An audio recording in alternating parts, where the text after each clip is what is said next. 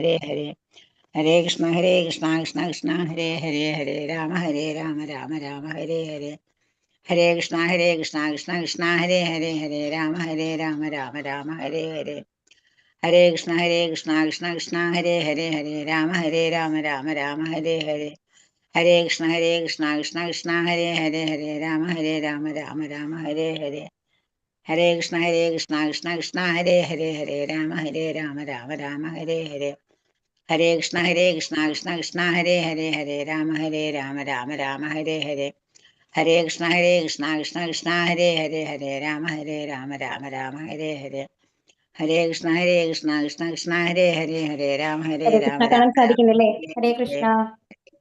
ഹരേ കൃഷ്ണ. ഹരേ കൃഷ്ണ. എല്ലാവർക്കും പ്രണാമം. ഉമജ്ഞാനതിമിരാന്തസ്യ ജ്ഞാനാഞ്ജനശലാകയാ ചക്ഷുരുന്മീലിതം യേന തസ്മൈ ശ്രീഗുരവേ നമഃ. ശ്രീചൈതന്യമനോഭീഷ്ടം സ്ഥാപിതം മേന ഭൂതലേ സ്വയം രൂപ കഥാ മഹ്യം ദദാന്തി സുപദാന്തികം. വന്ദേഹം ശ്രീഗുരോ ശ്രീയുതപദകമലം ശ്രീഗുരും വൈഷ്ണവാംശ്ച. ശ്രീരൂപം സാഗ്രജാതം സഗണരഘുനാഥാനിതം താം സജീവം സാദ്വൈതം സാവധൂതം പരിജനസഹിതം ശ്രീകൃഷ്ണചൈതന്യദേവം ശ്രീരാധാ കൃഷ്ണപാദാൻ സഗണലളിത ശ്രീവിശാഖാന്യതംശ്ച. ഹേ കൃഷ്ണ കരുണാ സിന്ധോ ദീനബന്ധോ ജഗത്പദേ ഗോപേശ ഗോപികാ കാന്ത രാധാ കാന്ത നമോസ്തുതേ. തപ്തകാഞ്ചന ഗൗരാംഗീ രാധേ വൃന്ദാവനേശ്വരി വൃഷഭാനുസുതേ ദേവി പ്രണമാമി ഹരിപ്രിയേ. വാഞ്ചാകൽപതരുഭ്യശ്ച കൃപാ സിന്ധുഭ്യേവ ച പതിതാനാം പാവനേഭ്യോ വൈഷ്ണവേഭ്യോ നമോ നമഃ. നമോ വിഷ്ണുപാദായ കൃഷ്ണപ്രേഷ്ഠായ ഭൂതലേ ശ്രീമതേ ഭക്തിവേദാന്ത സ്വാമിൻ ഇതി നാമിനി. നമസ്തേ സാരസ്വതേ ദേവേ ഗൗരവാണി പ്രചാരിണേ നിർവിശേഷ ശൂന്യവാദി പാശ്ചാത്യദേശതാരിണേ. നാരായണം നമസ്കൃത്യം നരം ചൈവ നരോത്തമം ദേവീം സരസ്വതിം വ്യാസം തതോ ജയമുദീരയത്.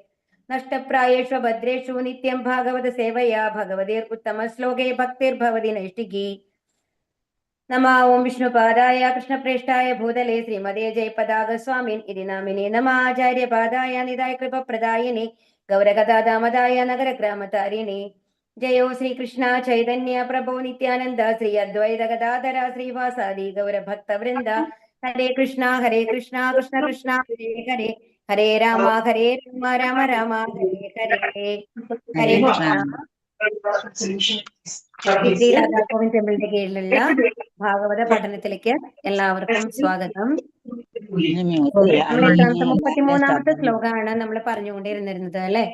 33ാമത്തെ ശ്ലോകത്തിന്റെ ഇതെന്തായിരുന്നു? ഈ ശ്ലോകം ത്രിഭുവന കമലം തമാലവർണം രവികര ഗൗരവ രാംബരം ദദാനി വപുരളക കുലാവൃതാനനാംശം വിജയസഖേരതിരസ്തു മേ അനവദ്യ. നല്ലതായിരുന്നു ശ്ലോകം. അതിലെന്താ പറഞ്ഞത്? ഭഗവാന്റെ ആ എന്താ പറയാ മഞ്ഞ പട്ടുടയാട് ഉടുത്തിട്ടുള്ള ആ രൂപത്തിനെ ധ്യാനിക്കുകയാണ്. അത് എപ്പോഴാ കണ്ടതായിട്ടാണ് ധ്യാനിക്കുന്നത്? ആ കുരുക്ഷേത്ര യുദ്ധക്കളത്തില് അർജുനന്റെ കൂടെ. അപ്പൊ അർജുനനോട് ഒരു ഇത് തോന്നുന്നുണ്ട് അല്ലെ? എന്താ പറയാ, എത്ര ഭാഗ്യം ചെയ്തതാണ് അർജുനൻ. ഭഗവാൻ സുഹൃത്തായിട്ട് കിട്ടിയില്ലേ? ഭഗവാൻ സുഹൃത്തായതുകൊണ്ടാണല്ലോ എന്താണ് തേരാളിയായിട്ട് വരാനായിട്ട് സമ്മതിച്ചത്. അപ്പൊ അങ്ങനെ ആ ഒരു ഇതിലെ പൂർണ്ണമായും ആ രൂപത്തെ മനസ്സിലേക്ക് കൊണ്ടുവരാണ് ആര്? ഭീഷ്മദേവരിപ്പോ. അതില് കഥയുടെ എക്സ്പ്ലനേഷൻ ആണ് നമ്മൾ പറഞ്ഞുകൊണ്ടിരിക്കുന്നത്. അപ്പൊ എന്താ പറയുന്നത്? കൃഷ്ണനെ ഉറ്റമിത്രമായി ആർജിച്ചതിൽ തന്റെ ശത്രു ആണെന്ന് പറയുകയാണെങ്കിലും ശരിക്കും ശത്രു ഒന്നും അല്ല കേട്ടോ. അർജുനനെ അത്രയും ഇഷ്ടമാണ് അല്ലെ ഭീഷ്മർക്ക്. പക്ഷെ ഇപ്പൊ ശത്രുപക്ഷത്തിലാണ് അർജുനനുള്ളത് അല്ലെ? അപ്പൊ അതുകൊണ്ട് തന്നെ ആണ് ആ വിജയ സഖേ എന്നുള്ള വാക്ക് ഭീഷ്മദേവർ ഉപയോഗിക്കുന്നത് എന്നാണ് ഇവിടെ പറയുന്നത്. അപ്പൊ കൃഷ്ണനുമായിട്ടുള്ള ബന്ധം ഏത് രസത്തിലാണ് ആസ്വദിച്ചിരുന്നത്? അപ്പോ വീര്യരസത്തില്. പക്ഷെ അത് വിചാരിച്ചു കഴിഞ്ഞിട്ട് ഇപ്പൊ നമ്മൾക്ക് 12 രസങ്ങളാണ് പറയുക അല്ലെ? എന്താ പറയാ, പ്രൈമറി സെക്കൻഡറി. എനിക്ക് മലയാളത്തിലെ കറക്റ്റ് ആയിട്ട് പറയാൻ അറിയില്ല കേട്ടോ അതിന്റെ വാക്ക്. പ്രൈമറി രസം എന്ന് പറഞ്ഞാൽ നമ്മളുടെ ആദ്യത്തെ ആ വാത്സല്യം, ശാന്തം, ദാസ്യം, വാത്സല്യം, ആ രസങ്ങളുണ്ടല്ലോ, മാധുര്യം, ആ രസങ്ങള്, സാഖ്യം, മാധുര്യം, അങ്ങനെ 5 രസങ്ങളാണല്ലേ? ആ 5 രസങ്ങളാണ് ഭഗവാൻ ഇഷ്ടപ്പെട്ട് ചെയ്യുന്നതാണ്. ഇനി ബാക്കിയുള്ളതൊക്കെ വരുമ്പോഴെന്താണ്? ഭയം, ബീഭത്സം, വീരം എന്നൊക്കെ പറയുന്നത് അത് പൂർണ്ണമായിട്ടും ഭഗവാനെ എന്താ പറയാ ഇഷ്ടപ്പെടാന്ന് നമ്മൾക്ക് പറയാൻ പറ്റില്ല ആ രസത്തില്. ചിലതിൽ വന്നിട്ട് വെറുപ്പുണ്ട്, ചിലതിൽ വന്നിട്ട് ഭയമുണ്ട് അല്ലെ? അപ്പൊ ഭയം വരുന്ന ഒരാളോട് നമുക്ക് പൂർണ്ണമായിട്ട് ഇഷ്ടപ്പെടാൻ സാധിക്കില്ല അല്ലെ? അപ്പൊ അങ്ങനത്തെ രസങ്ങളാണ് അത്. അപ്പൊ ഇവിടെ പറയുന്നത് എന്താണ്? ഭീഷ്മര് വന്നിട്ട് വീര്യരസത്തിലാണ് ആസ്വദിച്ചിരുന്നത് എന്ന് പറയുന്നുണ്ട്. എന്ന് വെച്ച് കഴിഞ്ഞിട്ട് ഭഗവാൻ എഗെയിൻസ്റ്റ് ആയിരുന്നു ഭീഷ്മർ എന്ന് വിചാരിക്കരുത് കേട്ടോ. എന്തായാലും ശരിക്കും പറഞ്ഞാല് ഭീഷ്മര് ശാന്തരസത്തിലാ പറയുക, ശാന്തരസാണ്. അപ്പൊ ഇപ്പം അർജുനന് സാഖ്യം പറയുന്നത് പോലെ നമ്മളൊക്കെ ശാന്തരസത്തിലാണ് എന്താണ് ഭഗവാനെ കാണുന്നത്, അല്ലെങ്കിൽ ദാസ്യം, ശാന്തവും ദാസ്യമാണ് രണ്ടും കൂടി കലർന്ന ഒരു ഭാവമാണ് നമ്മൾക്കൊക്കെ സാധാരണ പറയുക. നമുക്ക് ഭഗവാനെ കുറിച്ച് ആലോചിക്കുമ്പോ എന്താ തോന്നുക ഉള്ളില്? അവർ എന്റെ സുഹൃത്താണ് എന്നൊക്കെ പൂർണ്ണമായിട്ടും നമ്മൾക്ക് അവരില്ല, ഒരു റെസ്പെക്ട് ഉള്ളിൽ ഉണ്ടാവും അല്ലെ. ഭഗവാന് മേലെ ഒന്നും ഇല്ല എന്നുള്ള ലെവലിലേക്ക് നമ്മൾ എത്തുന്നുണ്ടെങ്കിൽ കൂടി പൂർണ്ണമായും എന്താ പറയാ സാഖ്യമോ വാത്സല്യോ എന്താ പറയാ മാധുര്യ രസത്തിലേക്കൊക്കെ എത്തണം എന്നുണ്ടെങ്കിൽ കുറേയും കൂടി നമ്മൾ എന്താ ആവണം, ശുദ്ധരാവണം. അപ്പൊ ഭീഷ്മദേവരെ ഒരു ദാസ്യവും ശാന്തവും കൂടിയിട്ടുള്ള ഒരു ഭാവത്തിലാണ് സാധാരണ പറയുക. അപ്പൊ ഇവിടെ ഭീഷ്മദേവർ എന്താ പറയുന്നത്, മനോഹരമായ ആ ഭഗവാന്റെ ഉടയാടകളിലുള്ള മനോഹരമായിട്ടുള്ള വർണ്ണങ്ങൾ ഇങ്ങനെ ആസ്വദിക്കുകയാണ് മനസ്സിൽ, എത്ര ഭംഗിയായിരുന്നു എന്നുള്ളത്. അപ്പൊ ഇനി ഇവിടെ എന്താ നമ്മൾക്ക് പറയുന്ന കാര്യം, പ്രഭാത് നമ്മളെ പഠിപ്പിക്കുന്നത് എന്താണെന്നുണ്ടെങ്കിൽ ഭഗവാനുമായി അതീന്ദ്രിയമായി ബന്ധം സ്ഥാപിച്ചവരെന്ന് പുറമോടി കാട്ടാൻ ആഗ്രഹിക്കുന്ന അല്പബുദ്ധികളായ ലൗകിക വ്യക്തികൾ. അതായത് ഇപ്പൊ നമ്മൾ സാധാരണ എപ്പോഴും കൃഷ്ണന എന്ന് പറയുമ്പോ ഇപ്പൊ നമ്മൾക്കറിയാം പരമദിവ്യോത്തമ പുരുഷനായിട്ടുള്ള ആ ഭഗവാനിൽ നിന്നാണ് എല്ലാരും വന്നിട്ടുള്ളത് എന്നൊക്കെ നമ്മൾക്ക് അറിയാം അല്ലെ. പക്ഷേ നമ്മൾക്ക് ഇതിനു മുമ്പ് നമ്മൾ എങ്ങനെയാണ്, എല്ലാ ദൈവങ്ങളും ഒരുപോലെയാണ് എന്നാണ് നമ്മൾക്ക് തോന്നിയിരുന്നത്. ശിവദേവനാവട്ടെ, ഗണപതി ആവട്ടെ, ആരെ എടുത്ത ആണെന്നുണ്ടെങ്കിലും അവരെ നമ്മൾ പൂജിക്കും. നമ്മൾ വിഘ്നങ്ങൾ വരാണ്ടിരിക്കുമ്പോ എന്താ ചെയ്യുക, വേഗം തന്നെ ഗണപതി ഭഗവാന് ഒരു നാളികേരം കൊണ്ടുപോയി ഉടയ്ക്കും. അല്ലാന്നുണ്ടെങ്കിൽ എന്ത് ചെയ്യും, എന്തെങ്കിലും ഒരു എന്താ പറയാ പുഷ്പാഞ്ജലി ചെയ്യും. അതിനൊക്കെ നമ്മൾ ചെയ്യാറുണ്ട് അല്ലെ, വിഘ്നങ്ങൾ മാറാനൊക്കെ. അല്ലാന്നുണ്ടെങ്കിൽ എന്തെങ്കിലും എന്താ പറയാ ഇനി മാരേജിനെ സംബന്ധിച്ചോ അങ്ങനത്തെ കാര്യങ്ങളൊക്കെ വരികയാണെന്നുണ്ടെങ്കിൽ വേഗം എന്താ പറയാ ശിവപാർവതി അങ്ങനെയാണ് നമ്മൾ പോവുക അല്ലെ. അപ്പൊ അതുപോലെ ഒരു ദൈവമാണ് നമ്മൾക്ക് കൃഷ്ണൻ എന്നുള്ള ലെവലിലാണ് നമ്മൾ കണ്ടിരുന്നത്. അപ്പൊ അങ്ങനെ വിചാരിക്കുന്ന ആൾക്കാർ എന്താണ്, എന്താ പറയാ, ഇപ്പൊ കണ്ടില്ലേ, ഭഗവാനെ ഒരിക്കലും കൃഷ്ണനെ ആരാധിക്കാത്ത ആൾക്കാരുണ്ട്. അല്ലാന്നുണ്ടെങ്കിൽ അതിനെ അനുകരിക്കാൻ ശ്രമിക്കുന്ന ആൾക്കാരുണ്ട്. നിറയെ പേര് അനുകരിക്കാനായിട്ട് ശ്രമിക്കും. കാരണം ഭഗവാൻ ചെയ്ത കാര്യങ്ങളൊക്കെ അങ്ങനത്തെയാണ്. എത്രയോ സ്ത്രീകളുമായിട്ടുള്ള ബന്ധങ്ങളിലൊക്കെ അങ്ങനത്തെ ഒരു ഇത് കൊണ്ടുവരാറുണ്ട് സാധാരണ. പക്ഷെ അപ്പം നമ്മൾ ആലോചിക്കണം, അങ്ങനെയാണെങ്കിൽ ഒരു വിരാട രൂപം നമ്മൾക്ക് കാണിക്കാനായിട്ട് സാധിക്കൂ, വിശ്വരൂപം കാണിക്കാനായിട്ട്. ഭഗവാന്റെ 16,108 ഭാര്യമാരുണ്ടായിരുന്നു എന്നുണ്ടെങ്കിൽ ഓരോ വീട്ടിലും ആ ഒരു ഭാര്യയ്ക്കും തോന്നിയിട്ടില്ല എന്തെന്ന് വേറൊരു ഭാര്യയുണ്ട് ഭഗവാനെന്ന്. കാരണം ഭഗവാൻ എന്റെ സ്വന്തമാണ്, എന്റേത് മാത്രമാണ് എന്നുള്ള ഒരു ഫീലിംഗ്. രാസലീലയുടെ സമയത്താണെന്നുണ്ടെങ്കിലും ഓരോരുത്തർക്കും ഓരോ കൃഷ്ണൻ ഉണ്ടായിരുന്നു. പക്ഷേ നമ്മളുടെ മനുഷ്യരായിട്ടുള്ള ആൾക്കാർക്ക് അങ്ങനെ സാധിക്കുമോ? 4 ഭാര്യമാരെ വെച്ചിട്ട് 4 വീട്ടിലും ഒരേ സമയത്ത് ഉണ്ടാവാനായിട്ട് സാധിക്കുമോ? ഇല്ല. അപ്പൊ ഭഗവാനും നമ്മളും തമ്മിൽ ഭഗവാനെ ഒരിക്കലും അനുകരിക്കാൻ നമ്മൾ ശ്രമിക്കരുത് എന്ന് പറയുകയാണ് ഇവിടെ. ഭഗവാനുമായുള്ള ശൃംഗാരരസം ആസ്വദിച്ച ഒരു വ്യക്തി ഒരിക്കലും ലൗകിക ശൃംഗാര സുഖങ്ങളിൽ ആസക്തനാവുകയില്ല. അപ്പൊ ഭഗവാനോട് യഥാർത്ഥത്തിൽ ഒരു സ്നേഹം വന്ന ഒരാൾക്ക് അതിന് ഈ ഭൗതികമായിട്ടുള്ള ബന്ധങ്ങളൊക്കെ ഒരു വ്യർത്ഥായിട്ടാണ് തോന്നുക. ഇതൊന്നും ശരിയല്ല, അതിനൊരു തൃപ്തി, സന്തോഷം കിട്ടില്ല. ഒരു തവണ ഭഗവാനെ ആസ്വദിച്ച ഒരാൾക്ക്, ഭഗവാനിൽ നിന്ന് സന്തോഷം കിട്ടിയ ഒരാൾക്ക് വേറെ ഏതൊരു സന്തോഷവും ആസ്വദിക്കാനാവില്ല. അത് താഴെയായിട്ടാണ് തോന്നുക.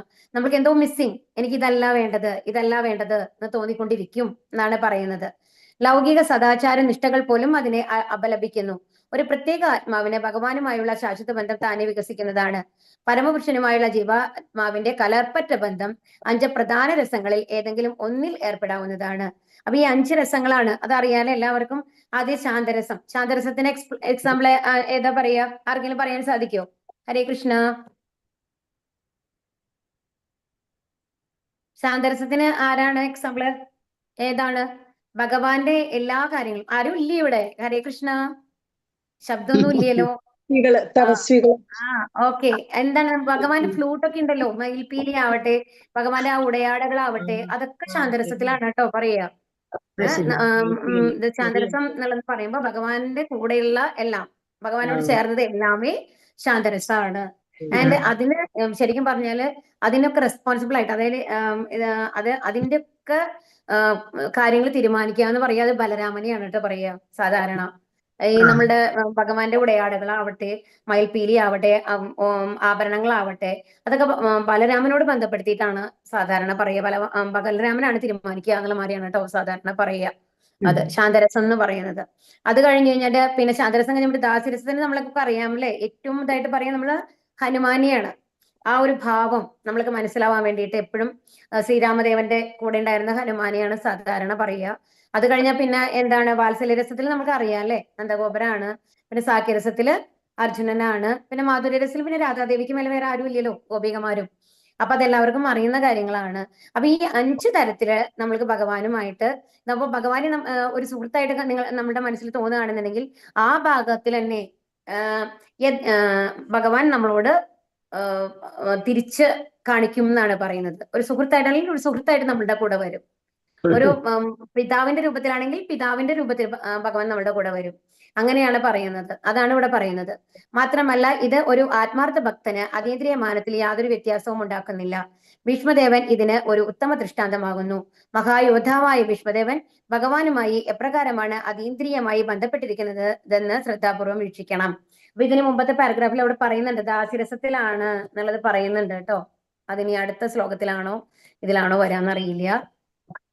അപ്പൊ ദാസ്യരസത്തിലാണ്, ഇവിടെ രസത്തിലാണ് ആസ്വദിക്കുന്നത് എന്ന് പറയുന്നുണ്ടെങ്കിലും യഥാർത്ഥത്തില് ഒരു ദാസ്യരസത്തിലാണ് ഭഗവാന്റെ ഭീഷ്മദേവരും ഭഗവാനുമായിട്ടുള്ള ബന്ധം വരുന്നത്. ഇനി അടുത്ത ശ്ലോകം പോവാം. യുധിതുരകര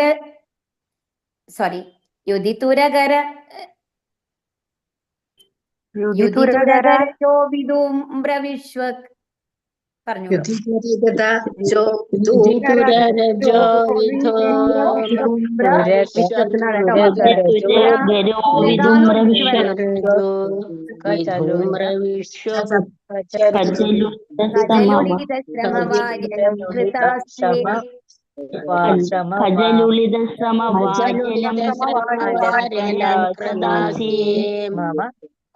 മമ നിശിതശരൈർവിദ്യമാനം മാതാജി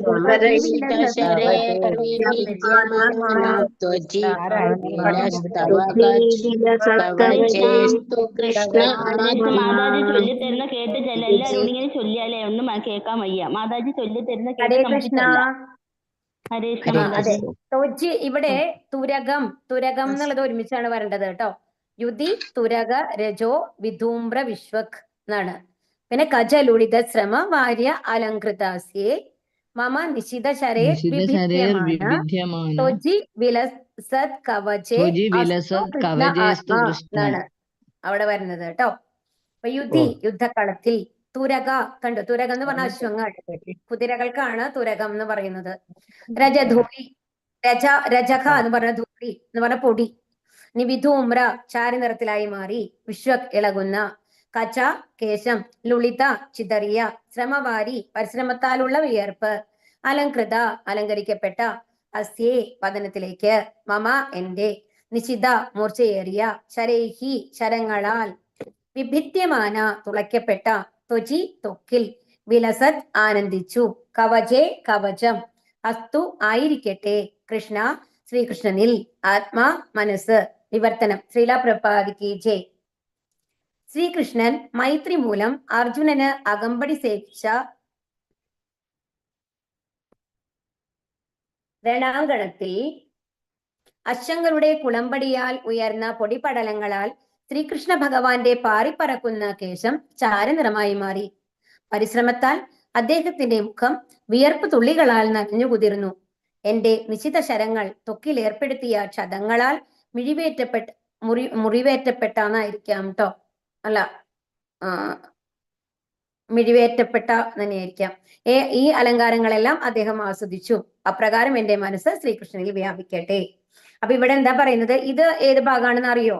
യുദ്ധത്തിന്റെ ഏത് ഭാഗത്തിൽ അത് എങ്ങനെ നടന്നാണ് പറയൂ? ഭീഷ്മരസരങ്ങൾ കൊണ്ട് അല്ലേ? ഇത് ആക്ച്വലി വന്നിട്ട് അർജുനൻ നമ്മള് ദുര്യോധനന് 4 അമ്പിന്റെ കാര്യം, ആ കഥ എല്ലാവർക്കും അറിയണതല്ലേ? ഹരേ കൃഷ്ണ. അറിയില്ലേ? പറയാട്ടെ, കുറച്ച് വേഗത്തിൽ പറഞ്ഞു പോവാം. ഈ ഒരു ശ്ലോകം അവസാനിപ്പിക്കണം എന്ന് വിചാരിച്ചിട്ടാണ് തുടങ്ങിയിരിക്കണതെന്ന് നോക്കട്ടെ. അപ്പോ യുദ്ധം നടന്നുകൊണ്ടിരിക്കുകയാണല്ലോ. അപ്പോ എവിടെയും ഒന്നും ആവണില്ല. എന്നാൽ യുദ്ധം അവസാനിക്കണ മാറിയില്ല, ആരും മരിക്കണ മാറിയില്ല. അപ്പൊ എന്നിട്ട് ദുര്യോധനന് ടെൻഷനാവും. എന്നിട്ട് ഭീഷ്മരുടെ അടുത്ത് പോയി പറയാണ്, എത്ര ദിവസമായി യുദ്ധം തുടങ്ങിയിട്ട്, ഇതുവരെ യുദ്ധത്തിന് ഒരു എന്താ പറയാ ഒരു തീരുമാനമില്ല, റിസൾട്ട് ആണല്ലോ. തീരുമാനം. വെറുതെ ഇങ്ങനെ യുദ്ധം ചെയ്തുകൊണ്ടിരുന്നാൽ പോരല്ലോ എല്ലാ ദിവസവും. അപ്പം അങ്ങ് യുദ്ധം ചെയ്ത് എങ്ങനെയെങ്കിലും പാണ്ഡവന്മാരെ തോൽപ്പിക്കണം എന്നൊക്കെ പറഞ്ഞു കഴിഞ്ഞിട്ട് വല്ലാണ്ട് ഇങ്ങനെ ഇതാക്കും ഭീഷ്മരെ യുദ്ധത്തിന് ശേഷം പോയിട്ട്. അപ്പൊ ഭീഷ്മര് പറയാണ്, നാളെ പാണ്ഡവരെ അവസാനമാണ്, നാളെ എന്തായാലും പാണ്ഡവരെ ഞാൻ കൊന്നിരിക്കും, അതിന് വേണ്ടിയിട്ട് 5 ഇത് വെച്ചിട്ടുണ്ട്, അമ്പുകൾ ഞാൻ വെച്ചിട്ടുണ്ട് എന്ന് പറയും. ആ അമ്പുകൾ അതിന് പ്രത്യേക ഈ അമ്പുകൾ വെച്ച് ഞാൻ നാളെ അവരെ കൊല്ലും എന്ന് പറയുകയാണ്. പ്രോമിസ് ചെയ്യാണ് ആർക്ക്? ദുര്യോധനനോട്. അപ്പൊ ദുര്യോധനനാണെന്നുണ്ടെങ്കിൽ വിശ്വാസമില്ല, ദുര്യോധന ആദ്യം വിശ്വാസമില്ലല്ലോ. അപ്പൊ ദുര്യോധനൻ എന്ന് പറയുന്നുണ്ടെങ്കിൽ ഒരു കാര്യം ചെയ്യും. അപ്പൊ തോന്നാണ് ദുര്യോധനന്. പക്ഷെ ചിലപ്പോൾ ഭീഷ്മരുടെ മനസ്സ് മാറും. എന്താണെന്നുണ്ടെങ്കിൽ ഈ 5 ശരങ്ങൾ ഞാൻ വാങ്ങി വെക്കാം. അപ്പൊ പിന്നെ പിറ്റേ ദിവസം രാവിലെ ഈ 5 ശരങ്ങൾ കൊടുത്തു കഴിഞ്ഞു കഴിഞ്ഞിട്ട് യുദ്ധം ചെയ്യുമെന്ന് അങ്ങോട്ട് പറഞ്ഞാൽ പോരെ. അവരടുത്ത് സൈന്യാധിപനാണല്ലോ ഇവര്. അപ്പൊ ശരി എന്നും പറഞ്ഞിട്ട് ഭീഷ്മരോട് പറയും, ആ 5 ശരങ്ങൾ എന്തായാലും ഞാൻ എടുത്തു വെക്കാം, ഓക്കെ, ഇന്ന് എന്റെ കയ്യിൽ തരൂ, ഞാൻ നാളെ കാലത്ത് കൊണ്ടുവന്ന് തരാം. ഭീഷ്മർ സമ്മതിക്കും, ഓക്കെ എടുത്തോളൂ എന്നും പറഞ്ഞിട്ട് 5 ശരങ്ങൾ കൊടുക്കുകയാണ്. ആരടുത്ത്? ദുര്യോധനന്റെ അടുത്ത്. ദുര്യോധനൻ അതുകൊണ്ട് പോകും കേട്ടോ. അപ്പൊ നമ്മളുടെ ഭഗവാൻ ഉണ്ടല്ലോ, എല്ലാം അറിയുന്ന ഭഗവാൻ. ഭഗവാൻ ആരാണ്? അപ്പൊ ഭഗവാന് മനസ്സിലായി. 5 ശരങ്ങൾ വാങ്ങി വന്നിട്ടുണ്ട് ദുര്യോധനൻ എന്ന്. അപ്പോ അപ്പൊ അർജുനനെ വിളിക്കും. അർജുന, ഒരു കാര്യമുണ്ട്, നീ ദുര്യോധനന്റെ അടുത്ത് പോകണം. അർജുനാണെങ്കിൽ ആകെ അത്ഭുതം, ദുര്യോധനന്റെ അടുത്ത് പോവാൻ ഭഗവാൻ പറയേ, എന്ത് പറ്റി എന്ന് വിചാരിക്കും. എന്താ നീ യുദ്ധം വേണ്ടാന്ന് വെച്ചോ എന്ന് വിചാരിക്കും. അപ്പോ പറയും, അതൊന്നും അല്ല കാര്യം. അപ്പൊ ഇങ്ങനെ 5 ശരങ്ങൾ നിങ്ങളെ കൊല്ലാൻ വേണ്ടിയിട്ട് ഭീഷ്മദേവര് ദുര്യോധനന്റെ കയ്യിൽ കൊടുത്തിട്ടുണ്ട്. ആ ശരങ്ങൾ നമ്മൾ കൈക്കലാക്കണം. കാരണം ഭീഷ്മനെ തോൽപ്പിക്കാൻ ആർക്കും സാധിക്കില്ല. ആ ഒരു വരണ്ട് അത്രയും. അതായത് ഇപ്പൊ എത്ര നമ്മള് വില്ലാളി വീരനാണ് അർജുനൻ എന്ന് പറഞ്ഞു കഴിഞ്ഞാലും ഭീഷ്മരുടെ ലെവലിലേക്ക് വേറെ ആരും ഇല്ല. ആൻഡ് ഭീഷ്മർക്ക് മരണവും ഇല്ലല്ലോ, അദ്ദേഹം മരിക്കില്ലല്ലോ, ആ വരവുണ്ടല്ലോ. അപ്പൊ അത് കാരണം കൊണ്ട് അപ്പൊ പറയും, നീ പോയിട്ട് ആ ശരങ്ങൾ വാങ്ങണം. അപ്പൊ പറയും, ഞാൻ എന്ത് പറഞ്ഞിട്ടാണ് ആ ശരങ്ങൾ വാങ്ങണത്? അപ്പൊ പറയും, ഈ പണ്ട് നിനക്ക് ഓർമ്മയില്ലേ, പണ്ട് കാലത്ത് നമ്മളുടെ ഗന്ധർവന്മാരുടെ കയ്യിൽ നിന്ന്, ആ സ്റ്റോറി നമ്മളിപ്പോ പറയണില്ല കേട്ടോ, പറഞ്ഞു പോയി ഒരുപാട് നീണ്ടു പോകും. ഗന്ധർവന്മാരുടെ കയ്യിൽ നിന്ന് അർജുനൻ അവരോട് യുദ്ധം ചെയ്തിട്ട് ദുര്യോധനെ രക്ഷിച്ചിട്ടുണ്ട്. ഇവര് കാട്ടില് അവരെ ഇതിൽ താമസിക്കുന്ന സമയത്ത് ഇവര് കാട്ടിലേക്ക് പറഞ്ഞേക്കുമല്ലോ, ആ സമയത്താണ് കേട്ടോ. ആ സമയത്ത് ഗന്ധർവന്മാരുടെ കയ്യിൽ നിന്ന് ദുര്യോധനനെ അർജുനൻ രക്ഷിക്കുന്നുണ്ട്. അപ്പോ പ്രോമിസ് ചെയ്തിട്ടുണ്ട് ദുര്യോധനൻ, നിനക്ക് ആവശ്യമുള്ളപ്പോ എന്നോട് എന്ത് ചോദിച്ചു കഴിഞ്ഞാലും ഞാൻ ചെയ്തു തരാം എന്ന് പറഞ്ഞിട്ടുണ്ട്. ഓക്കെ, അപ്പൊ ആ ഒരു കാര്യം ഇപ്പൊ നീ പോയി ചോദിക്കണം, എന്നിട്ട് അതിന് പകരമായിട്ട് ആ 5 ശരങ്ങൾ തരാൻ പറയണം എന്നിട്ട് പോവാണ്. അപ്പൊ ഈ കുരുക്ഷേത്ര യുദ്ധത്തിൽ നമ്മൾ എപ്പോഴും മനസ്സിലാക്കേണ്ട ഒരു കാര്യം എന്താണെന്നുണ്ടെങ്കിൽ, ഇത്രയും അവർ തമ്മിൽ ശത്രുക്കളായിരുന്നു എന്നുണ്ടെങ്കിൽ കൂടി ആ യുദ്ധത്തിന്റെ സമയം മാത്രമാണ് അവർ ശത്രുക്കൾ എന്നുള്ള ലെവലില്. അതിനുശേഷം എല്ലാ ബന്ധങ്ങളും അതുപോലെ തുടരണം എന്നുള്ള നിർബന്ധമായിരുന്നു. അവര് അത് അനുസരിച്ചിരുന്നു. നമ്മളെ കൊണ്ട് സാധിക്കുമോ? ഇപ്പോഴാണെങ്കിൽ ഇന്നത്തെ കാലത്ത് അങ്ങനത്തെ ഒരു ഇതില്ല അല്ലെ, വെറുപ്പ് എന്ന് പറഞ്ഞാൽ വെറുപ്പാണ്, അങ്ങനത്തെ ഒരു ലെവലിലാണ് ഉണ്ടാവുക അല്ലെ. അപ്പൊ അതുപോലെ എന്നിട്ട് പോയിട്ട് ഈ ശരങ്ങൾ കൊടുക്കുകയാണ്. ശരങ്ങൾ കൊടുക്കും ദുര്യോധനൻ, എന്നിട്ട് ആ ശരങ്ങളും കൊണ്ടുവരികയാണ്. അപ്പൊ പിറ്റേ ദിവസം രാവിലെ ഭീഷ്മർക്ക് മനസ്സിലായി, എന്താണ്, ഇനി ഇവരെ തോൽപ്പിക്കാൻ പറ്റില്ല, അവര് തോൽപ്പിക്കാൻ വേണ്ടി വെച്ചിരുന്ന ശരങ്ങളാണ് ഈ എന്താണ് അർജുനന്റെ കയ്യിൽ പോയിട്ടുള്ളത് എന്നുള്ളത്. അപ്പൊ ഭീഷ്മർക്ക് വളരെ വിഷമം തോന്നുകയാണ് കൃഷ്ണനോട്. കാരണം പരമദിവ്യോധ പുരുഷനാണ് കൃഷ്ണൻ എന്നറിയാം, അദ്ദേഹത്തിന്റെ ലീലകളാണ് എല്ലാതും എന്നറിയാം ഭീഷ്മർക്ക്. അപ്പൊ ഭീഷ്മര് പറയാണ്, എന്റെ ശപഥം, ഞാൻ ശപഥം ചെയ്തതാണ് നാളെ പാണ്ഡവരെ കൊല്ലും എന്നുള്ളത്. അതിന് എതിരായിട്ട് വന്നില്ലേ, ഇപ്പൊ അത് സാധിക്കാണ്ടായില്ലോ. അപ്പോ ഭഗവാൻ എന്ത് ശപഥമാണ് എടുത്തത് എന്നാണ്, ഞാൻ അസ്ത്രം എടുക്കില്ല എന്നുള്ളത് അല്ലെ. ആ ശപഥത്തിനെ ഞാൻ തോൽപ്പിക്കും എന്നുള്ള ഒരു വാശി വരെയാണ് ഭീഷ്മർക്ക്. എന്നിട്ട് അങ്ങനെ അസ്ത്രങ്ങൾ ചെയ്തുകൊണ്ട് അർജുനൻ മരിക്കും എന്നുള്ള ഒരു അവസ്ഥയിലേക്ക് കൊണ്ടുവരികയാണ് ചെയ്യുന്നത്. അപ്പൊ അർജുനന്റെ തേരാളിയാണ് ആര്? ഭഗവാൻ. അപ്പൊ ഭഗവാന്റെ മേലാണ് ഫുൾ ശരങ്ങൾ ആദ്യം വരിക അല്ലെ, മുമ്പിൽ നിൽക്കുന്നത് തേരാളിയാണല്ലോ. അപ്പൊ ആ ഭാഗമാണ് കേട്ടോ ഇവിടെ ഈ പറയുന്നത്, എന്റെ നിശിത ശരങ്ങൾ തൊക്കിലേർപ്പെടുത്തിയ ക്ഷതങ്ങളാൽ മിഴിവേറ്റപ്പെട്ട ഈ അലങ്കാരങ്ങളെല്ലാം അദ്ദേഹം ആസ്വദിച്ചു. അപ്രകാരം എന്റെ മനസ്സ് ശ്രീകൃഷ്ണനിൽ വ്യാപിക്കട്ടെ. ഇനി ഇത് രണ്ടാമത്തെ ഒരു കാര്യം നിങ്ങൾ ശ്രദ്ധിച്ചോ? എന്താ പറയുന്നത്? ഈ അലങ്കാരങ്ങളെല്ലാം അദ്ദേഹം ആസ്വദിച്ചു. അപ്പൊ ആ ശരങ്ങൾ ഭഗവാന്റെ മേലേക്ക് വരുന്നത് ഒരു അലങ്കാരമായിട്ടാണ് ഭഗവാൻ സ്വീകരിച്ചത്. അത് ആസ്വദിക്കുകയായിരുന്നു എന്നുള്ളതാണ്. ഏത് പൂക്കൾ അദ്ദേഹത്തിന് മേലെ വർഷിക്കുന്ന പോലെ, അദ്ദേഹത്തെ അലങ്കരിക്കുന്നത് പോലെയാണ് ഭഗവാൻ അതിനെ സ്വീകരിച്ചത്, അതിനെ ആസ്വദിച്ചത് എന്നും കൂടി ഇവിടെ പറയുന്നുണ്ട് കേട്ടോ. ഭാവാർത്ഥം. ശ്രീല പ്രഭുപാദി കി ജയ്. ഭഗവാൻ സനാതനത്വം, പരമാനന്ദം, വിജ്ഞാനം എന്നിവയുടെ പരിപൂർണ സ്വരൂപനാകുന്നു. അതുപോലെ ശാന്തം, ദാസ്യം, സഖ്യം, വാത്സല്യം, മാധുര്യം എന്നീ 5 പ്രധാന ബന്ധങ്ങളിൽ ഏതെങ്കിലും ഒരു പ്രകാരത്തിലുള്ള അതീന്ദ്രിയ ഭഗവത് പ്രേമഭക്തിയുടെ സേവനം ആത്മാർത്ഥമായ പ്രേമത്താലും പ്രീതിയാലും ഭഗവാന് സമർപ്പിക്കപ്പെടുമ്പോൾ കൃപാപുരസരം ഭഗവാൻ അത് സ്വീകരിക്കുന്നു. അതാണ് ഏത് രീതിയിലും നമ്മൾ ഭഗവാന്റെ അടുത്തേക്ക് പോയിക്കോളൂ, ഭഗവാൻ കൈ നീട്ടി സ്വീകരിക്കും എന്നാണ് ഇവിടെ പറയുന്നത്. ശ്രീ ഭീഷ്മദേവൻ ഭഗവാന്റെ ദാസ്യഭാവത്തിലുള്ള മഹാഭക്തനാകുന്നു. കണ്ടോ, ഭീഷ്മദേവന്റെ ഭാവം എന്താണ്? ദാസ്യഭാവമാണ്. അവിടെ മഹാഭക്തനാകുന്നു. ആകയാൽ അദ്ദേഹം ഭഗവാന്റെ അതീന്ദ്രിയ ശരീരത്തിൽ മൂർച്ചയേറിയ അസ്ത്രങ്ങൾ പ്രയോഗിക്കുന്നത് മറ്റൊരു ഭക്തൻ മൃദുവായ റോസാപുഷ്പങ്ങൾ വർഷിച്ച് ഭഗവാനെ ആരാധിക്കുന്നത് പോലെ തന്നെയാണ്. അപ്പൊ സാധാരണ ഒരാൾ വന്നു കഴിഞ്ഞിട്ട് ഒരു വില്ലാളി വീരനൊന്നും അല്ലാത്ത ഒരാള് ഒരു റോസാപുഷ്പങ്ങൾ വർഷിക്കുന്നത് പോലെയാണ് ഭഗവാൻ ഈ ഭീഷ്മദേവന്റെ ആ ശരങ്ങളെ സ്വീകരിച്ചത് എന്നാണ് പറയുന്നത്. അപ്പൊ ഭഗവാൻ ഒരു ആരാധനയായിട്ടാണ് അത് കാണുന്നത്. എന്റെ ഭക്തൻ എന്നെ ആരാധിക്കുകയാണ്, എന്നിട്ട് ആസ്വദിക്കുകയാണ്. എപ്പോഴും ഭഗവാനെ നേരെ നമ്മൾ പൂക്കളൊക്കെ ഇടുമ്പോൾ നമ്മൾ പറഞ്ഞിട്ടുണ്ട് അല്ലെ, ഭഗവത്ഗീതയിലെ ശ്ലോകത്തിൽ എന്താ പറഞ്ഞേക്കണത്? പത്രം പുഷ്പം ഫലം തോയം നമ്മൾ പഠിച്ചതാണ് അല്ലെ. ഏത് തരത്തിൽ നിങ്ങൾ മനസ്സോട് കൂടിയിട്ട് സ്നേഹത്തോട് കൂടിയിട്ട് എനിക്ക് തന്നു കഴിഞ്ഞാലും ഞാനത് സന്തോഷത്തോടെ സ്വീകരിക്കും, നിങ്ങളെ അനുഗ്രഹിക്കും എന്ന് ഭഗവാൻ നമ്മളോട് പറഞ്ഞിട്ടുണ്ട് അല്ലെ. അപ്പൊ ഈ ഒരു ക്ഷത്രിയനായ ഒരാളുടെ അസ്ത്രങ്ങളെയും എങ്ങനെയാണ് ഭഗവാൻ സ്വീകരിക്കുന്നത്? ഒരു അലങ്കാര വസ്തുവായിട്ട്, ഒരു പൂജാ വസ്തുവായിട്ടാണ് സ്വീകരിക്കുന്നത് എന്നാണ് ഇവിടെ പറയുന്നത്. അദ്ദേഹത്തിന്റെ ശരീരം വേദനിച്ചതേയില്ല. ഭഗവാന്റെ ശരീരം വേദനിക്കില്ല. എന്താ കാരണം? അത് നമ്മളുടെ മരുത്ത ശരീരമല്ല, സച്ചിദാനന്ദ സ്വരൂപമാണ് അല്ലെ ഭഗവാന്റെ ശരീരവും ആത്മാവും എന്നുള്ള അവിടെ ഡിഫറൻഷിയേഷൻ ഇല്ല, വ്യത്യസ്തത ഇല്ല അവിടെ. ആത്മാവിനെ ഒരിക്കലും ഛേദിക്കാനോ ദഹിപ്പിക്കാനോ ഉണക്കാനോ നനയ്ക്കാനോ ഒന്നും സാധ്യമല്ല. നമ്മളത് പഠിച്ചിട്ടുണ്ട് അല്ലെ. നൈനം ചിന്തന്തി ശസ്ത്രാണി നൈനം ദഹതി പാവകഃ ന ചൈനം ക്ലേദയന്ത്യാപക ന ശോഷയതി. പറഞ്ഞിട്ടില്ലേ? ആ ശ്ലോകം പഠിച്ചില്ലേ നമ്മള് ഭഗവത്ഗീതയില്? അപ്പം ഇതെന്താ പറയുന്നത്? അപ്പം ഒരു അസ്ത്രത്തെ കൊണ്ട് നമ്മളുടെ ആത്മാവിനെ ജീവാത്മാവിനെ കുറിച്ചിട്ടാണ് അവിടെ പറഞ്ഞിട്ടുള്ളത്. ജീവാത്മാവ് എന്ന് പറയുന്നത് എന്താണ്? ഭഗവാന്റെ അംശം തന്നെയാണ്, ഭഗവാന്റെ എല്ലാ ഗുണങ്ങളുമാണ് ഉള്ളത്. അപ്പോ അതിനും വേദനിക്കില്ല. നമ്മുടെ ജീവാത്മാവിനും ഒരിക്കലും വേദനിക്കില്ല. നമ്മുടെ ശരീരത്തിനാണ് വേദനകൾ. ആ സ്ഥൂല ശരീരം സൂക്ഷ്മ ശരീരം അതിന്റെ കൂടെ ഉണ്ടല്ലോ. അതിനാണ് വേദനകളായാലും ദുഃഖങ്ങളായാലും സന്തോഷമായാലും സങ്കടമായാലും ഒക്കെ വരുന്നത്. അപ്പൊ ആത്മാവിന് ഒരു വികാരങ്ങളും ഇല്ല. അപ്പൊ ഭഗവാൻ അതുപോലെയാണ്. ഭഗവാന്റെ ആത്മാവിന്റെ സ്വരൂപമാണ് ഭഗവാനുള്ളത് അല്ലെ. അത് വിഭു, അത് വളരെ വലിയ തോതില്. നമ്മള് ആത്മാ എന്ന് പറയുമ്പോൾ ഭഗവാന്റെ ആ എല്ലാ ഗുണങ്ങളും ചെറിയ തോതിലുള്ളതാണ് നമ്മുടെ ജീവാത്മാവ് എന്ന് പറയുന്നത്. ഇതേക്കുറിച്ച് ഭഗവത്ഗീതയിൽ സവിസ്തരം വിശദമാക്കിയിട്ടുണ്ട്. സ്കന്ദപുരാണത്തിലും ഇതേക്കുറിച്ച് പ്രസ്താവിച്ചിരിക്കുന്നു. ആത്മാവ് സദാ കളങ്കമറ്റതും നാശരഹിതവുമാണെന്ന് ഇവിടെ പറഞ്ഞിരിക്കുന്നു. ആത്മാവിനെ വേദനിപ്പിക്കുവാനോ ഉണക്കുവാനോ സാധ്യമല്ല. അവതാര രൂപത്തിൽ ഭഗവാൻ വിഷ്ണു നമ്മുടെ മുന്നിൽ പ്രത്യക്ഷമാകുമ്പോൾ ഭഗവാന്റെ അവതാരാരംഭം മുതൽ അദ്ദേഹത്തെ വധിക്കുവാൻ സദാ ജാഗരൂകരായ അസുരന്മാരെ അഥവാ അവിശ്വാസികളെ വിഭ്രമത്തിലാക്കാനായി മാത്രം അദ്ദേഹം ഭൗതിക പഞ്ചരബന്ധനസ്ഥരായ ബദ്ധാത്മാക്കളിൽ ഒരുവനെന്ന പോലെ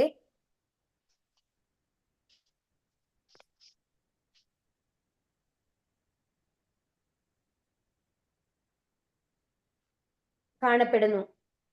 കംസൻ കൃഷ്ണനെയും രാവണനെയും വധിക്കുവാൻ ആഗ്രഹിച്ചു. കാരണം ഭഗവാനെ ഒരിക്കലും വധിക്കാൻ സാധ്യമല്ലെന്നും ആത്മാവിനെ ഒരിക്കലും ഉന്മൂലനം ചെയ്യാൻ സാധ്യമല്ലെന്നും മൂഢത മൂലം അവർ അറിഞ്ഞിരുന്നില്ല. അപ്പൊ നമ്മൾക്ക് എന്താ വ്യത്യാസം മനസ്സിലായോ?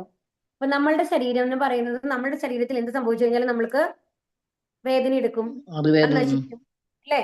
പക്ഷെ ഭഗവാന്റെ ശരീരം എന്ന് പറയുന്നത് നമ്മുടെ ആത്മാവിന്റെ സ്വരൂപം എന്ന് പറഞ്ഞു കഴിഞ്ഞാല് ആത്മാവിനെ നമുക്ക് വേദനിപ്പിക്കാനൊന്നും സാധിക്കില്ലല്ലോ. അപ്പൊ ഭഗവാന്റെ പുറത്തുള്ള ശരീരവും അതുപോലെ തന്നെയാണ്. നമ്മൾക്ക് കാണുമ്പോ ഒരു മനുഷ്യന്റെ മാതിരിയായി തോന്നുന്നുണ്ടെങ്കിലും അത് അതീന്ദ്രിയ സ്വഭാവമുള്ള ശരീരമാണ്. അപ്പൊ ഭഗവാന്റെ മേലെ എത്ര അടിച്ചാലും എത്ര അസ്ത്രങ്ങൾ ഉടന്നിട്ട് കഴിഞ്ഞാലും ഭഗവാൻ ഒന്നും ആവില്ല എന്നാണ് ഇവിടെ പറയുന്നത്. എന്നാൽ എന്താണ് കംസനോ രാവണനോ ഒന്നും ഇത് മനസ്സിലാക്കിയിരുന്നില്ല എന്നുള്ളതാണ് ഇവിടെ പറയുന്നത്. അത് ആത്മാവാണ് ഭഗവാൻ. അപ്പൊ അവര് ഭഗവാനെ ഒരു മനുഷ്യനായിട്ടാണ് ഇവിടെ കണ്ടത് എന്നാണ് ഇവിടെ പറയുന്നത്. താഴത്തെ ഭാഗത്ത് കണ്ടോ, അവതാര ആരംഭം മുതല് അദ്ദേഹത്തെ വധിക്കുവാൻ ഇപ്പൊ ഈ അസുരന്മാരൊക്കെ. അപ്പൊ അദ്ദേഹം ഭൗതിക പഞ്ചരം എന്ന് പറഞ്ഞാൽ എന്താ? നമ്മുടെ ശരീരം, അതായത് ഭൗതികമായിട്ടുള്ള കൂട്. പഞ്ചരം എന്ന് പറഞ്ഞ കൂടാണ്. അപ്പൊ ശരിക്കും നമ്മുടെ ആത്മാവിനെ കവർ ചെയ്യുന്ന ഒരു കൂട് മാതിരിയാണ് നമ്മുടെ ശരീരം ഉള്ളത് അല്ലെ. അതുകൊണ്ടാണ് ഇവിടെ ഭൗതിക പഞ്ചരം എന്ന് പറഞ്ഞത് കേട്ടോ. അതുകൊണ്ട് അതിൽ ബദ്ധരസ്ഥരായ ബദ്ധാത്മാക്കൾ എന്ന് പറയുന്നത് നമ്മളെ പോലുള്ള ആൾക്കാർ. അത് മൃഗങ്ങളായാലും ശരി മനുഷ്യരായാലും ശരി ഏത് ജീവനുള്ള വർഗങ്ങളായാലും ശരി അതേ അവസ്ഥയിലുള്ളതാണ്. അപ്പൊ അതുകൊണ്ട് എന്താണ് ഇനി ഇവിടെ പറയുന്നത്? ആകയാൽ ശ്രീകൃഷ്ണ ഭഗവാന്റെ ശരീരത്തിൽ ഭീഷ്മദേവനാൽ ഏൽപ്പിക്കപ്പെട്ട മുറിവുകൾ അഭക്തനായ നാസ്തികനെ സംബന്ധിച്ചിടത്തോളം ഒരു തരത്തിലുള്ള വിഭ്രമജനകമായ പ്രശ്നമാകുന്നു. അതേസമയം ഭക്തർ അഥവാ മുക്താത്മാക്കൾ വിഭ്രമിക്കുന്നില്ല. അപ്പൊ ഭഗവാനെ സംബന്ധിച്ച് നമ്മളെ കാണിക്കാൻ വേണ്ടിയിട്ട് ആ മുറിവൊക്കെ വരും, ചോരയൊക്കെ വരണ മാതിരിയാണ് ഉണ്ടാവുക. അപ്പൊ നമ്മൾക്ക് തോന്നും അയ്യോ ഭഗവാന്റെ ദേഹം മുഴുവൻ ചോര ഒലിക്കുകയാണല്ലോ എന്നുള്ളത്. പക്ഷെ ഭഗവാന്റെ ആ ശരീരത്തിൽ അത് ഒരു ഭഗവാന്റെ ലീല മാത്രമാണ്. ഭഗവാന്റെ ശരീരത്തിന് ഒന്നും സംഭവിക്കുന്നില്ല ശരിക്കും. അപ്പോ അതിൽ ഭഗവാനെ വിശ്വസിക്കാത്ത ആൾക്കാർക്ക് അതെന്ത് തോന്നും? എന്താണ് ഒരു ഭയാനകമായിട്ടുള്ള ഒരു അവസ്ഥയായിട്ടാണ് തോന്നുക. പക്ഷെ അതില് ശരിക്കും എന്താ പറയാ, ഭഗവാനെ കുറിച്ച് അറിഞ്ഞ ആൾക്കാർക്ക് ഒരിക്കലും ഒരു ഭയം തോന്നില്ല. കാരണം ഭഗവാൻ ഒന്നും സംഭവിക്കാൻ പോകുന്നില്ല എന്ന് നമ്മൾക്ക് അറിയാം അല്ലേ. സർവ്വദയാലുത്വപരമായ ഭഗവാന്റെ മനോവൃത്തിയെ ഭീഷ്മദേവൻ ശ്ലാഘിച്ചു. എന്തെന്നാൽ ഭീഷ്മദേവന്റെ മൂർച്ചയേറിയ അസ്ത്രങ്ങളാൽ ഭഗവാൻ ശല്യപ്പെടുത്തിക്കൊണ്ടിരുന്നുവെങ്കിലും അദ്ദേഹം അർജുനനെ ഏകനാക്കി ഉപേക്ഷിച്ചു പോയില്ലെന്ന് മാത്രമല്ല, പോർക്കളത്തിൽ ഭീഷ്മദേവൻ ഹീനമായി പെരുമാറിയിട്ട് പോലും അദ്ദേഹത്തിന്റെ മരണശയ്യയ്ക്ക് സമീപം ആഗതനാകുന്നതിൽ ഭഗവാൻ യാതൊരു വൈമനസ്യവും പ്രകടിപ്പിച്ചതുമില്ല. അപ്പൊ സാധാരണഗതിയിൽ എന്താണ്, ഒരു ശത്രുവിനെ പോലെയാണ് ഭീഷ്മദേവൻ അന്നത്തെ ഒരു ദിവസം യുദ്ധം ചെയ്തതെന്നാണ് പറയുന്നത്. ആ അസ്ത്രങ്ങള് അപഹരിച്ചതിന് ശേഷം, അതായത് അപഹരിക്കല്ല, അർജുനന് വാങ്ങിക്കൊടുത്തതിന് ശേഷം. അപ്പൊ ഒരു ശത്രുവിനെ പോലെയാണ് ഭഗവാനെ കണ്ടത്. എന്നിട്ട് പോലും ഭഗവാന് എന്താ ചെയ്തത്? അതിനൊരു വിഷമം തോന്നിയോ? ഇല്ല. എങ്ങനെയാണ് ഭഗവാൻ അതിനെ സ്വീകരിച്ചത്? നേരത്തെ പറഞ്ഞല്ലോ, ഒരു അലങ്കാര വസ്തുവായിട്ട്, പൂജാ വസ്തുവായിട്ട് ആണ് സ്വീകരിച്ചത്. നമ്മൾ ഭഗവാനെ അലങ്കരിക്കുമ്പോൾ എത്ര സന്തോഷിക്കുമോ അതേപോലെയാണ് ഭഗവാൻ അത് സ്വീകരിച്ചത്. അതുകൊണ്ട് തന്നെ അങ്ങനത്തെ ഒരാളുടെ അടുത്ത് മരിക്കുമ്പോൾ അയാളുടെ അടുത്ത് പോകാനായിട്ട് ഭഗവാന് ഒരു വിഷമം ഉണ്ടായില്ല എന്നുള്ളതാണ് ഇവിടെ പറയുന്നത്. അപ്പൊ ഭീഷ്മദേവന്റെ പശ്ചാത്താപവും ഭഗവാന്റെ കാരുണ്യപരമായ പെരുമാറ്റവും ഇവിടെ അതുല്യമായി ചിത്രീകരിച്ചിരിക്കുന്നു. അപ്പൊ ഭീഷ്മദേവന്റെ ഉള്ളിലുണ്ട്. ഇപ്പൊ ഭഗവാൻ മുമ്പിൽ നിൽക്കേണ്ട ആ ഭഗവാനെ ആസ്വദിക്കുകയല്ല ചെയ്യുന്നത്, ഓരോ പ്രവൃത്തികളും ഓർമ്മ വരുന്നുണ്ട് അല്ലെ ഭീഷ്മദേവൻ. അപ്പോ ഞാൻ അന്ന് അങ്ങനെ ചെയ്തു, അസ്ത്രം ചെയ്തപ്പോ ഭഗവാൻ അത് അലങ്കാര വസ്തുവായിട്ട് സ്വീകരിക്കുകയാണ്. അപ്പൊ ആ അസ്ത്രം ഇത്രയും ഇതായിട്ട് ഞാൻ അമ്പ എയ്തു അദ്ദേഹത്തിന്റെ മേലെ എന്നുള്ളത് ഒരു വിഷമമായിട്ട് തന്നെയാണ് ഭീഷ്മദേവന്റെ ഉള്ളിലുള്ളത്. മഹാ ആചാര്യനും ഭഗവാന്റെ മാധുര്യ രസത്തിലെ ഭക്തനുമായ ശ്രീ വിശ്വനാഥ ചക്രവർത്തി ഠാക്കൂർ ഇക്കാര്യത്തെ സംബന്ധിച്ച് അതിവിശിഷ്ടമായ അഭിപ്രായം പറഞ്ഞിരിക്കുന്നു. അപ്പൊ ഇതില് വിശ്വനാഥ ചക്രവർത്തി ഠാക്കൂർ എന്നൊക്കെ പറയുന്നത് വൈഷ്ണവാചാര്യന്മാരാണ് കേട്ടോ. അദ്ദേഹത്തിന്റെ ഒരുപാട് പുസ്തകങ്ങളുണ്ട്. അത് കുറച്ചും കൂടി നമ്മൾക്ക് എന്താ പറയാ, ഡീപ്പായിട്ടുള്ള വിഷയങ്ങളാണ് അതിലൊക്കെ പറഞ്ഞിട്ടുണ്ടാവുക. അപ്പൊ അദ്ദേഹം എന്താ പറഞ്ഞിട്ടുള്ളത് ഈ കാര്യത്തെ കുറിച്ചിട്ട്? ഭീഷ്മദേവന്റെ കൂർത്ത അസ്ത്രങ്ങളാൽ ശരീരത്തിൽ സൃഷ്ടിക്കപ്പെട്ട മുറിവുകൾ ഭഗവാന്റെ ശരീരത്തെ കടിക്കുന്ന കാമാർത്ഥിയായ പ്രതിശ്രുത വധുവിന്റെ പ്രവൃത്തി എന്ന പോലെ അത്രത്തോളം ഭഗവാനെ പ്രീതിപ്പെടുത്തുന്നതാണെന്ന് അദ്ദേഹം അഭിപ്രായപ്പെട്ടിരിക്കുന്നു. അപ്പൊ ഒരു സ്ത്രീ പുരുഷ ഇതാണ് ഇവിടെ പറയുന്നത്. അപ്പൊ അത് നമ്മൾക്ക് ഈ പൂച്ചകളിലൊക്കെ നമ്മൾക്ക് കാണാൻ പറ്റും അല്ലെ. ശരിക്കും നമ്മൾക്ക് പേടിയാവും ഒരു പൂച്ച വന്നിട്ട് മറ്റേ പൂച്ചയുടെ പിന്നാലെ, ഒരു ആൺപൂച്ചയും പെൺപൂച്ചയും തമ്മിലുള്ള ആ ഒരു ഇത് വരുമ്പോ, അപ്പൊ കടിച്ച് അതിന് മുറിവൊക്കെ ആയിട്ട് നമ്മൾക്ക് കാണാം. പക്ഷെ എന്നാലും അത് പിന്നാലെ പോകുന്നുണ്ടാവുമായിരിക്കും അല്ലെ. അപ്പൊ അതുപോലെയാണ് ഇവിടെ പറയുന്നത്. അപ്പൊ ശരീരത്തിൽ മുറിവ് ഏർപ്പെട്ടാലും അതിനെ ഒരു സുഖമായിട്ടാണ് കാണുന്നത്. അതുപോലെയാണ് എന്താണ് ഭീഷ്മദേവന്റെ പ്രവൃത്തികളെ ഭഗവാൻ കണ്ടത് എന്നാണ് പറയുന്നത്. ശരീരത്തിൽ മുറിവ് ഏർപ്പെട്ടാലും അപ്രകാരം എതിർലിംഗത്തിൽ നിന്നും സ്നേഹരൂപേണ ലഭിക്കുന്ന ദംശനത്തെ ശത്രുതയുടെ അടയാളമായി കരുതാറില്ല. ആകയാൽ ഭഗവാനും അദ്ദേഹത്തിന്റെ ശുദ്ധ ഭക്തനും തമ്മിൽ അതീന്ദ്രിയ ആനന്ദ വിനിമയമായി നടക്കുന്ന യുദ്ധം തീർത്തും അലൗകികമാണ്. ഇത് സാധാരണ മുമ്പിൽ നിന്ന് കാണുന്ന ആൾക്കാർക്ക് എന്താ തോന്നുക? അയ്യോ എത്ര വലിയ ശത്രുക്കളാണ് അവര് തോന്നും അല്ലെ. പക്ഷെ അങ്ങനെയല്ല, പരസ്പരം അവര് സ്നേഹം പ്രകടിപ്പിക്കുന്ന വിധമാണത് എന്നുള്ള മാതിരിയാണ്. ഭഗവാനും ഭക്തനുമായിട്ടുള്ള ഇതൊന്നും പുറമെയുള്ള ആൾക്കാർക്ക് മനസ്സിലാവില്ല എന്നാണ് ഇവിടെ പറയുന്നത്. മാത്രവുമല്ല ഭഗവാന്റെ ശരീരവും ഭഗവാനും അഭിന്നമാകയാൽ പരമസ്വരൂപത്തിൽ മുറിവ് ഉണ്ടാകാനുള്ള യാതൊരു സാധ്യതയുമില്ല. അത് നമുക്ക് അറിയാം അല്ലെ. ഭഗവാന്റെ സച്ചിദാനന്ദ സ്വരൂപം ആയതുകൊണ്ട് മുറിവ് ഉണ്ടാക്കാൻ പറ്റില്ല. കൂർത്ത അസ്ത്രങ്ങളാൽ സൃഷ്ടിക്കപ്പെട്ടതായി കാണപ്പെടുന്ന മുറിവുകൾ സാധാരണ മനുഷ്യനെ തെറ്റിദ്ധരിപ്പിക്കുന്നവയാണ്. അതാണ്, നമ്മളെ തെറ്റിദ്ധരിപ്പിക്കുകയാണ്. ഞാൻ നിങ്ങളുടെ പോലെ ഒരു മനുഷ്യനാണ് എന്നുള്ളൊരു ഇത് ഉണ്ടാക്കുകയാണ്, തെറ്റിദ്ധാരണ ഉണ്ടാക്കുകയാണ് ശരിക്കും ഭഗവാൻ ചെയ്തിട്ടുള്ളത് ആ സമയത്ത്. അല്ലാതെ എന്താണ് ഭഗവാന്റെ രൂപത്തിൽ ഒരിക്കലും മുറിവുണ്ടാക്കാനോ വേദനിപ്പിക്കാനോ ഒന്നും ആർക്കും സാധ്യമല്ല. കാരണം ഭഗവാന്റെ ശരീരം എന്ന് പറയുന്നത് എന്താണ്? സച്ചിദാനന്ദ സ്വരൂപമാണ്. എന്നാൽ പരിപൂർണമായ ജ്ഞാനത്തിൽ അല്പമെങ്കിലും അറിവുള്ള ഒരാൾക്ക് വീര്യരസത്തിലുള്ള ഈ അതീന്ദ്രിയ വിനിമയത്തെ മനസ്സിലാക്കാൻ കഴിയുന്നു. എന്നാൽ ഭഗവാൻ അത് പരമദിവ്യോത്തമ പുരുഷനാണ് ഭഗവാൻ എന്ന് അറിഞ്ഞു കഴിയുമ്പോൾ നമ്മൾക്കറിയാം ഭഗവാൻ ഒന്നാവാൻ പോലെ നമ്മളെ കാണിക്കാനാണെന്നുള്ളത് അവർക്ക് മനസ്സിലാവും അല്ലേ. ആ അറിവിലേക്ക് എത്തലാണ് നമ്മളുടെ ശ്രമം. ഭഗവാൻ ഇഷ്ടപ്പെട്ട് കഴിഞ്ഞ് ഭഗവാൻ നമ്മളെ പ്രീതിപ്പെട്ട് കഴിഞ്ഞാൽ നമ്മൾക്ക് മനസ്സിലാവും, ഓ ഭഗവാനെ നമുക്ക് ഒന്നും ചെയ്യാൻ പറ്റില്ല, ഭഗവാൻ തന്നെയാണ് എല്ലാം നമ്മൾക്ക് ചെയ്തു തരുന്നത്, ഭഗവാന്റെ ലീലകളാണ് എല്ലാം എന്നുള്ളത്. ഭീഷ്മദേവന്റെ മൂർച്ചയേറിയ ശരങ്ങളാൽ സൃഷ്ടിക്കപ്പെട്ട മുറിവുകളിൽ ശ്രീകൃഷ്ണ ഭഗവാൻ പരിപൂർണ്ണ സന്തുഷ്ടനായിരുന്നു. വിഭിദ്യമാന എന്ന പദം അർത്ഥവത്താകുന്നു. എന്തെന്നാൽ ഭഗവാന്റെ ത്വക്ക് ഭഗവാനിൽ നിന്നും വിഭിന്നമല്ല. ഇത് മനസ്സിലായി. നമ്മുടെ പക്ഷെ അങ്ങനെയല്ലല്ലോ. നമ്മളുടെ ത്വക്കും നമ്മുടെ ആത്മാവും എന്നുള്ളത് വേറെയാണ്. നമുക്കൊരു സ്ഥൂല ശരീരം, സൂക്ഷ്മ ശരീരം എന്ന് പറയുന്നത് വേറിട്ട് നിൽക്കുന്നതാണ്. അതിനെയാണ് ഈ 3 പ്രകൃതി ഗുണങ്ങള്, സത്വഗുണം, രജോഗുണം, തമോഗുണം ബാധിച്ചിട്ടുള്ളത് അല്ലെ. എന്നാൽ ഭഗവാന്റെ ത്വക്ക് എന്ന് പറയുന്നത് ഭഗവാനിൽ നിന്ന് വിഭിന്നമല്ല. അതുപോലെ തന്നെ ഭഗവാന്റെ നാമങ്ങളും ഭഗവാനിൽ നിന്നും വിഭിന്നമല്ല. നമ്മുടെ ത്വക്ക് നമ്മുടെ ആത്മാവിൽ നിന്നും ഭിന്നമാകയാൽ നമ്മുടെ കാര്യത്തിൽ വിഭിദ്യമാന, അതായത് പരിക്കേൽക്കുകയും ഛേദിക്കപ്പെടുകയും ചെയ്യൽ എന്ന പദം തികച്ചും അനുയോജ്യമായിരിക്കും. അപ്പൊ നമ്മളെ സംബന്ധിച്ച് നമ്മളുടെ മേൽ ശരം വന്നു കഴിഞ്ഞാൽ എന്തുണ്ടാവും? ചിലപ്പോൾ കൈ മുറിഞ്ഞു പോവാം, തല അങ്ങനെ അറ്റുപോയി നമ്മൾ മരിച്ചു പോവാം അല്ലെ. പക്ഷെ ഭഗവാനെ സംബന്ധിച്ച് അങ്ങനെയല്ല. അതീന്ദ്രിയ പരമാനന്ദം വൈവിധ്യമാർന്നതാകുന്നു. ഭൗതിക ലോകത്തിലെ നാനാവിധ പ്രവർത്തനങ്ങൾ അതീന്ദ്രിയ പരമാനന്ദത്തിന്റെ വൈകൃത പ്രതിഫലനങ്ങളാണ്. ലൗകിക ലോകത്തെ സർവ്വതും ഗുണപരമായി ലൗകികമാകുന്നു. അത് മുഴുവൻ മതിമയക്കുന്നതാണ്. അപ്പൊ ഇതില് പക്ഷെ നമ്മൾ എന്താ, അതുകൊണ്ട് ഈ ലൗകിക ലോകം എന്ന് പറയുന്നത് ഈ ഭൗതിക ലോകം, ഇതിലെല്ലാം എന്താ പറയുന്നത്? എല്ലാം ഭൗതികമാണ്. അത് നശിക്കുന്നതാണെങ്കിൽ കൂടി അത് നമ്മൾ എന്ത് ചെയ്യും? അത് നമ്മളെ ആകർഷിക്കുന്നു. ഒരു വലിയ വീട് നമ്മളെ ആകർഷിക്കുന്നു, സൗന്ദര്യം നമ്മളെ ആകർഷിക്കുന്നു അല്ലെ. കൂടുതൽ നമ്മള് സന്തോഷമായി ഇരിക്കാൻ ഒരുപാട് കാര്യങ്ങൾ നമ്മൾ ചെയ്യുന്നുണ്ട് അല്ലെ, ഭൗതിക കാര്യങ്ങൾ. അപ്പൊ അതെല്ലാം ലൗകികമാണ്. അത് മുഴുവൻ മയക്കുന്നതാണ്. അതേസമയം പരമധാമത്തിൽ സർവ്വതും ഒരേ പരിപൂർണ നിരപേക്ഷ ഗുണത്തിലുള്ളതാകുന്നു. അപ്പൊ ഇവിടുത്തെ എന്താ വ്യത്യാസം? അത് നിലനിൽക്കുന്നതല്ല. എന്നാൽ അവിടെയും പരമാനന്ദാണ് ഉള്ളത് ആത്മീയ ലോകത്ത്. പക്ഷെ എന്താണ്? അതിന് മാറ്റങ്ങളില്ല. അത് എപ്പോഴും നിലനിൽക്കുന്നതാണ്. ഒരു തവണ നമുക്ക് സന്തോഷം ലഭിച്ചു കഴിഞ്ഞാൽ ആ സന്തോഷം എപ്പോഴും ഉള്ളതാണ്. അതിന് നാശമില്ല. അതാണ് ഇവിടെ പറയുന്നത്. അതാണ് നിരപേക്ഷ ഗുണത്തിലുള്ളതാകുന്നു എന്ന് പറയുന്നത്. തന്നിമിത്തം അവിടെ മതിമയക്കമില്ലാത്ത നിരവധി വൈവിധ്യമാർന്ന ആസ്വാദനങ്ങളുണ്ട്. മഹാഭക്തനായ ഭീഷ്മദേവനാൽ സമ്മാനിതമായ മുറിവുകൾ ഭഗവാൻ ആസ്വദിക്കുന്നു. ഭീഷ്മദേവൻ വീര്യരസത്തിലുള്ള ഭക്തനായതിനാൽ അദ്ദേഹം ആ മുറിവേറ്റ അവസ്ഥയിലുള്ള കൃഷ്ണനിൽ തന്റെ മനസ്സ് ഉറപ്പിക്കുന്നു. അപ്പോൾ ആ ഒരു ക്ഷത്രിയനായതുകൊണ്ട്, ക്ഷത്രിയ ഗുണമുള്ളത് കൊണ്ടാണ് എന്തെന്ന് ആ മുറിവേറ്റ അവസ്ഥയിലുള്ള ഭഗവാനെ ആരാധിക്കുന്നത്. നമ്മൾക്ക് എന്താ തോന്നുക? നമ്മളിപ്പോ എന്താണ്, ഒരു മരിച്ച സ്ഥലത്ത് പോലും നമ്മൾക്ക് പോകാൻ പേടിയാണ് അല്ലെ. അയ്യോ, അതിനു മുമ്പ് നമ്മുടെ ഏറ്റവും പ്രിയപ്പെട്ട ആൾക്കാരാണെന്നുണ്ടെങ്കിലും അവരടുത്ത് തന്നെ ഇരിക്കാനോ ഒക്കെ നമ്മൾക്ക് ഒരു പേടി തോന്നില്ലേ? തോന്നും. പക്ഷെ അതുപോലെ തന്നെ മുറിവിനെ കുറിച്ചൊക്കെ നമ്മൾ ആലോചിക്കുവോ? ഇല്ല അല്ലെ. നമ്മുടെ ദേഹത്ത് മുറി, ഒരു ആക്സിഡന്റ് പറ്റിയ സ്ഥലമാണെങ്കിൽ നമ്മൾ കണ്ടു തിരിക്കും. അയ്യോ ചോരയാണ്, നമ്മൾക്ക് കാണണ്ട എന്ന് പറയും അല്ലെ. അത് പോയി നിന്ന് അവരെ ഇതാക്കാനുള്ള ആൾക്കാർ വളരെ കുറവായിരിക്കും. പക്ഷെ ഇവിടെ എന്താണ്, ഒരു ക്ഷത്രിയനായിട്ടുള്ള ഭീഷ്മദേവൻ ഏത് രീതിയിലാണ് ഭഗവാനെ കാണുന്നത്? ആ മുറിവേറ്റ അവസ്ഥയിലുള്ള ഭഗവാനെയാണ് ധ്യാനിക്കുന്നത് ഇവിടെ ഈ ശ്ലോകത്തില്. ഹരേ കൃഷ്ണ. അപ്പൊ അതാണ് ഒരു ശുദ്ധ ഭക്തനും നമ്മൾ തമ്മിലുള്ള വ്യത്യാസങ്ങളൊക്കെ നമ്മൾക്ക് പറഞ്ഞു തരികയാണ് ഇതിൽ കൂടി. അപ്പൊ എങ്ങനെ ഇരിക്കണം നമ്മൾ, നമ്മളുടെ മനസ്സ് എപ്പോഴും ഭഗവാനില് മനസ്സുറപ്പിക്കുക എന്നുള്ളതാണ് പഠിപ്പിക്കുന്നത് കേട്ടോ.